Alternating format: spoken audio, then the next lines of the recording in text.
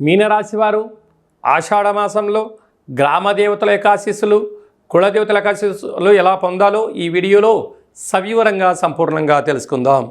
మీనరాశిలో ఏ నక్షత్రాలు వస్తాయనగా పూర్వాభాద్ర నక్షత్రంలోని చివరి పాదంలోని 4వ పాదము, ఉత్తరాభాద్ర నక్షత్రంలోని 4 పాదాలు, రేవతి నక్షత్రంలోని 4 పాదాలు కలిపితే మీనరాశి.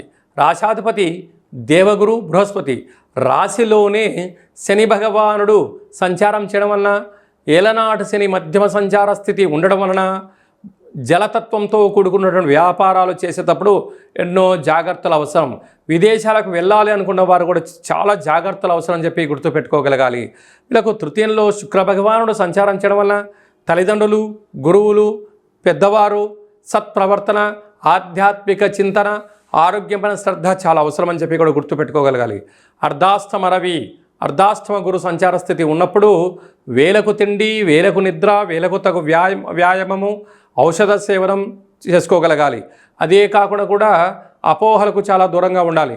అందుకే ఎవరో ఏదో చెప్పారు అని చెప్పి అపవాదులు నమ్మవద్దు. కనుక మీ జన్మ నక్షత్రం రోజున అష్టమి పూర్ణిమ తిథి యందున యంత్రాలతో, ఆయుధాలతో, భూతత్వంతో, అగ్నితత్వంతో, వాయుతత్వంతో చాలా జాగ్రత్తగా ఉండాలి అని చెప్పి జ్యోతిర్విజ్ఞానం తెలియజేస్తుంది. సంతాన స్థానంలో బుధుడు సంచారం చేయడం వలన విశేషంగా నూతనంగా వివాహమైన వారికి పుత్రిక సంతాన యోగము, చదువులు, అభివృద్ధి, అన్నింటా విజయం మీనరాశి వారి సొంతం కాబోతున్నాయి. 6వ స్థానంలో కుజుడు కేతు సంచార స్థితి ఉండడం వలన గృహాలు, పెట్టుబడులు, ఆకర్షణ, స్థిరాస్తులు, చిరాస్తులు, షేర్లు, క్రయ విక్రయాలు యోగదాయకంగా రాబోతున్నాయి. వ్యయంలో రాహు సంచారం చేయడం వలన కష్టపడి పనిచేయడం మీ వంతు, ధనాన్ని ఆస్వాదించడం, వాటిని స్వీకరించడం పక్కవారి వంతు అనే పరిస్థితి ఉంటుంది. దయచేసి అప్పులు ఇవ్వద్దు, అప్పులు తెచ్చుకోవద్దు. వృత్తులలో, ఉద్యోగాల్లో, వ్యాపారాల్లో 3 వ్యక్తుల ప్రమేయం లేకుండా చూసుకోగలగాలి. అదే కాకుండా సాఫ్ట్వేర్ ఉద్యోగస్తులు, హార్డ్వేర్ ఉద్యోగస్తులు, వ్యవసాయ సోదరీమణులు, గృహ భవన నిర్మాణ కార్యక్రమం చేసేవారు, హోటల్ రంగ వ్యాపార కార్యక్రమాలు, స్వీట్ హౌస్లు చేసేవారికి చాలా శుభ్రత కూడా చాలా అవసరము. సీజన్గా వచ్చే వ్యాధులు మిమ్మల్ని వెంటాడే పరిస్థితి చాలా అధికంగా ఉంటుంది.